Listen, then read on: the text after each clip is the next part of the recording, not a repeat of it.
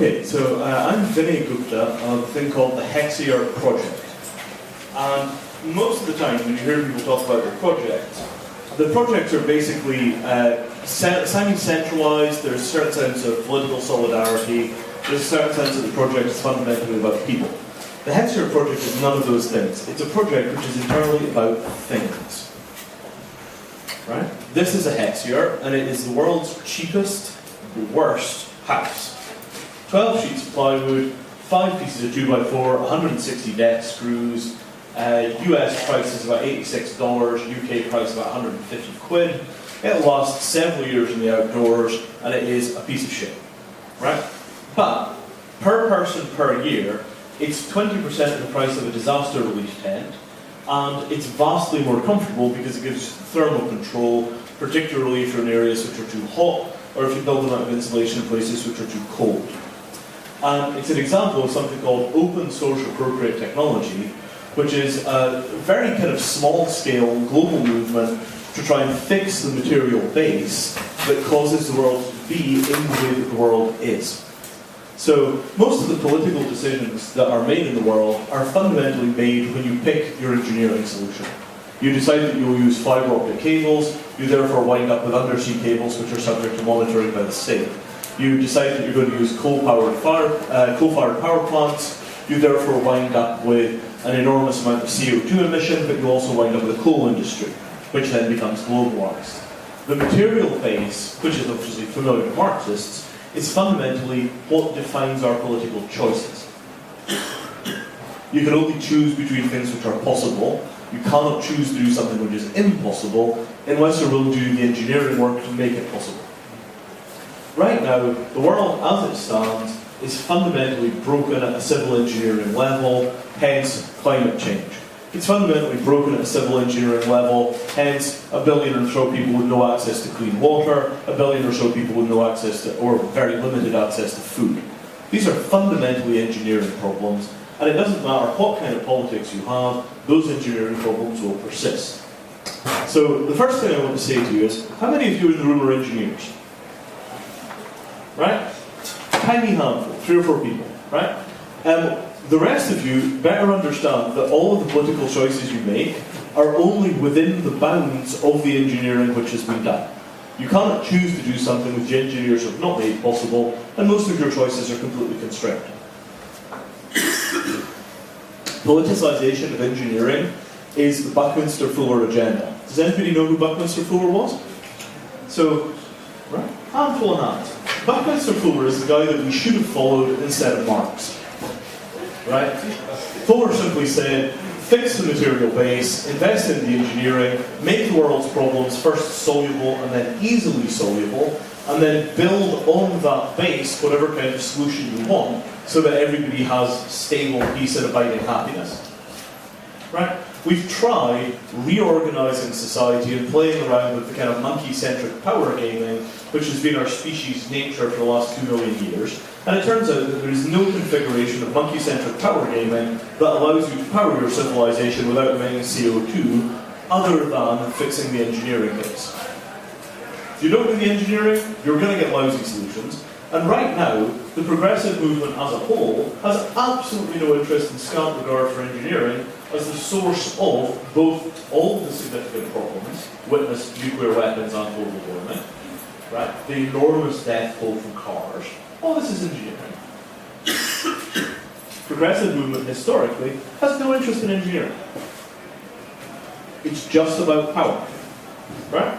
Political power to try and make people do things one way or another way, rather than engineering power to change the set of possibilities we have into a set of possibilities that we like more. We've completely ignored the engineering base. Have you ever heard anybody stand up and campaign for better engineering? Right? Doesn't happen.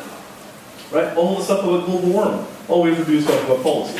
Does anybody stand up there and talk about the engineering side?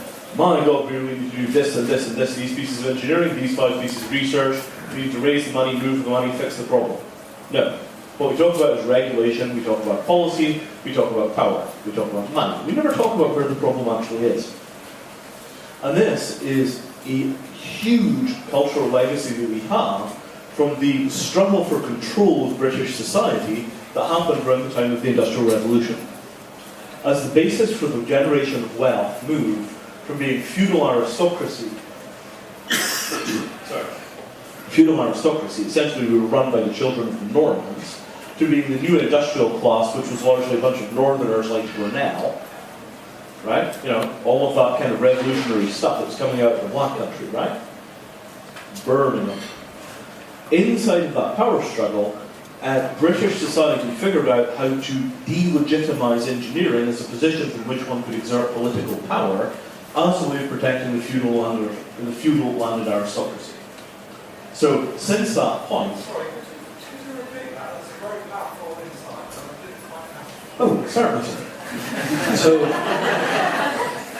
what happens is that there's a power struggle between the feudal aristocracy and the new kind of industrial captains of industry, the Brunels and all the rest of this, for control of British society. Is it going to be about inherited class, or is it going to be about manufacturing wealth and manufacturing power? Right? And inside of that struggle, the feudal aristocracy manages to delegitimize the right of the engineers to exert political influence from the position of being good at engineering. This is something that is critical to their ability to defend their privilege, and it results in us not having an engineering class with any political power.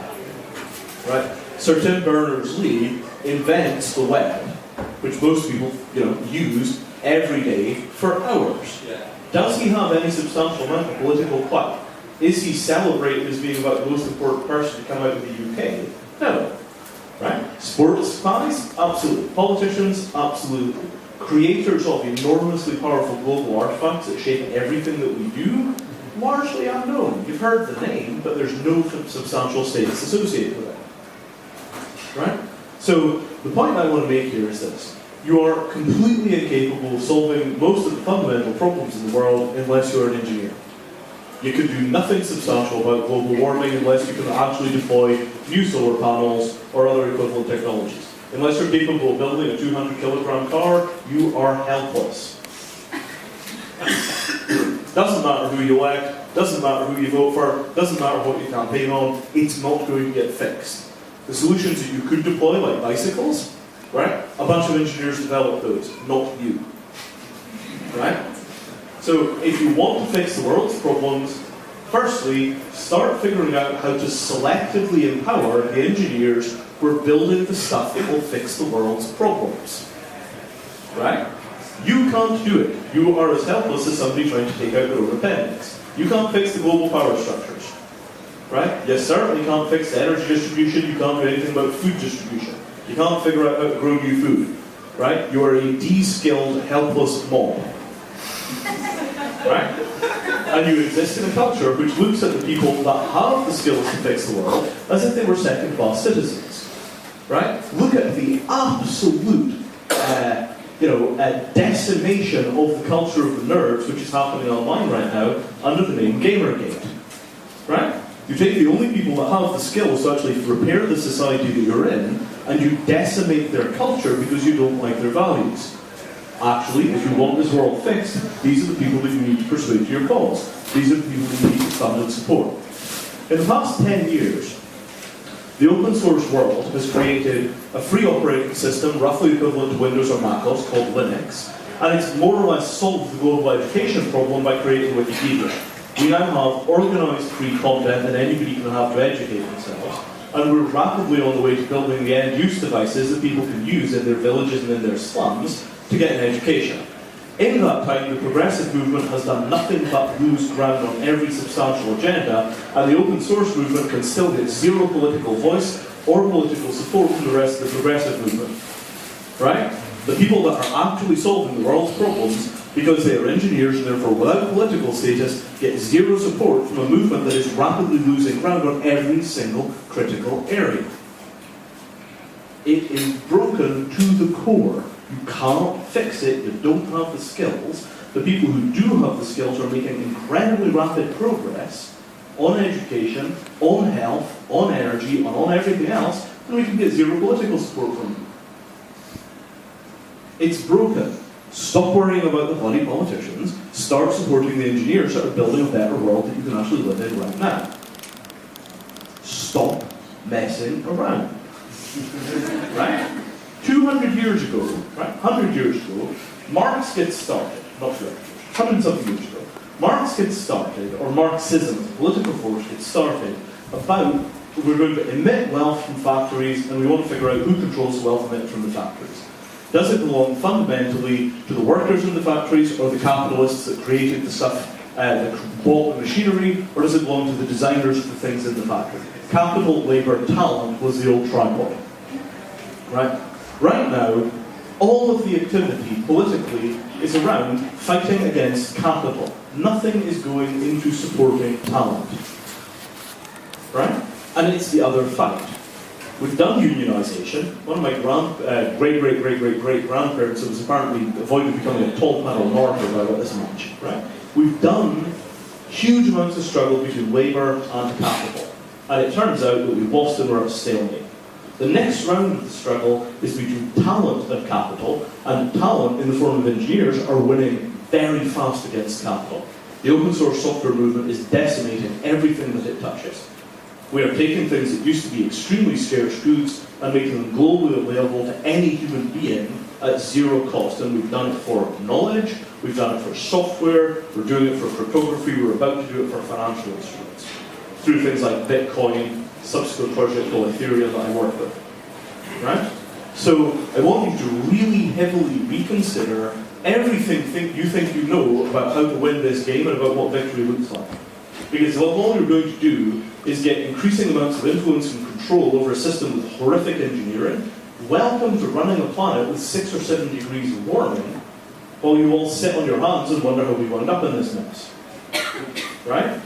It's only going to come because we put political power in the hands of the engineers and scientists that know how to solve these things, and then listen to them when they tell us what to do.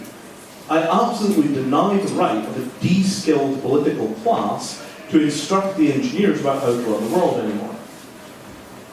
And if democracy will not put engineers in charge, because people will not vote for them, you're all going to die. Right? And if you think I'm joking, wait until you see nanotechnology and biotechnology and the issues around regulating and controlling these things. We're 10 or 15 years away from being able to take a text file containing the gene sequence of smallpox, put it into a machine and get a live virus out the other side of it. Right? The people that you're putting in power, even the progressive people that you're putting in power, are apes. They have no ability to understand the world that has been created. Even your side have no ability to understand the world that has been created. They are delegitimized as a power class. So I want you to go home, and I want you to really think, who runs the world? Who decides what systems we build and what systems we don't build? Who has the necessary skill and refined understanding to have control of these systems? The only option available to create a world which works for everybody, and given the threats from nanotechnology and biotechnology which survives, is to figure out how to put the right engineers in a position of having political and governmental power. Not lawyers, not people that look good on TV, not a bunch of blood bastards from Eton. Right? British society took the wrong fork. We should have gone with Brunel and the rest of those guys and disenfranchised that power class when we had the chance. It is not too late.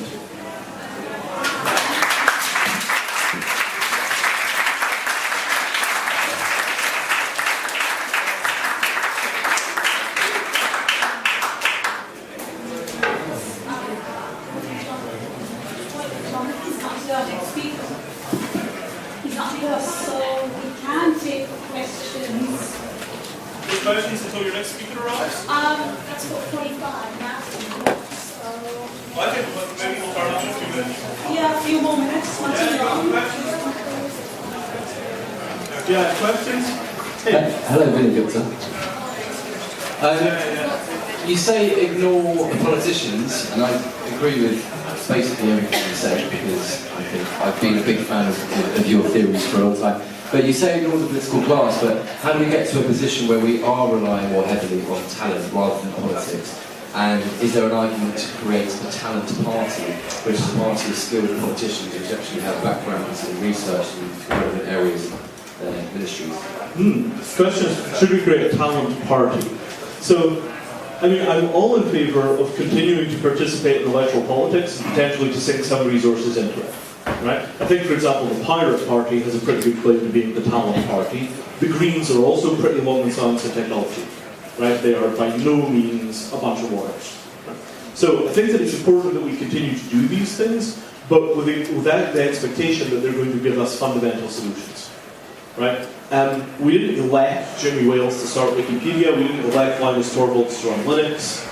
These things are potentially massively more effective for poverty alleviation than anything that has ever been done by a government. And I think that we need to think about that as a general solution.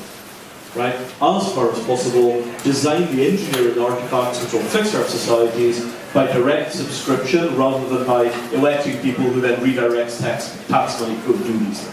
Right? Disintermediate the charities which are producing crap, invest in the charities which are doing useful stuff, build and fund engineering projects. You want a 200 kilogram solar powered car? We can build that for you, we just need money to pay the engineers. Charities that raise money to solve engineering problems, I think, are probably the hot vehicle for much of this work. But that is not to say do not vote. Vote, maybe build new parties in countries which have a compatible electoral system. Yeah, that. How do you stop the, sorry about this, the talented engineers all about playing monkey games?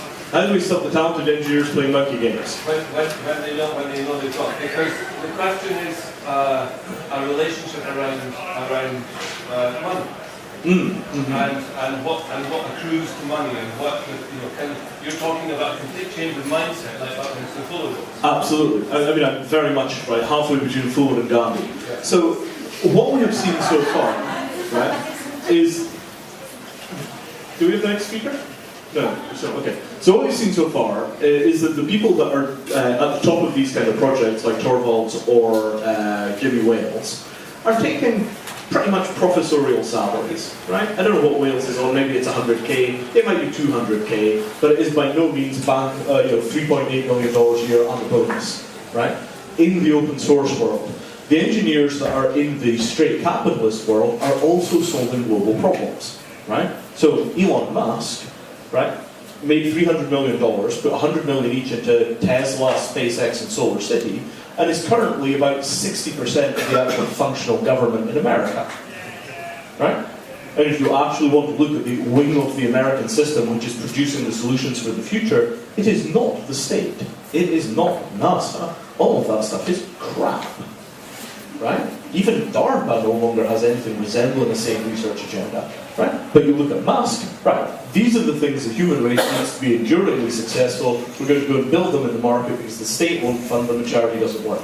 So we have to contend with the fact that some of the best actors we have working towards long-term human survival are ruthless capitalists. And I don't think anybody wants Elon Musk to be a ruthless capitalist. If we were going to provide him with enough money that he could do the engineering that he's doing without having to go through the market, I'm sure he'd be delighted to accept our funds. Right? But we've got to figure out how to fund the engineering, and the state is not it. So you're left between open source on one side, which is funded by donations, or Elon Musk on the other, and right now we need both. Yes? Yeah, I just wondered if you could leave us with a bit of a glimmer of hope of any spaces where you've seen where activism and the engineers are beginning to work better together. So you talked quite a lot about open source in the digital capacity. There's a lot of exciting digital activism happening. Is there spaces there or in other places? Oh, there's tons of stuff, right? So open source ecology in Michigan are doing really nice work. Free and Real in Greece. Engineers Without Borders, of course. Apropedia, the Hexayurt project, which is my own thing. There's now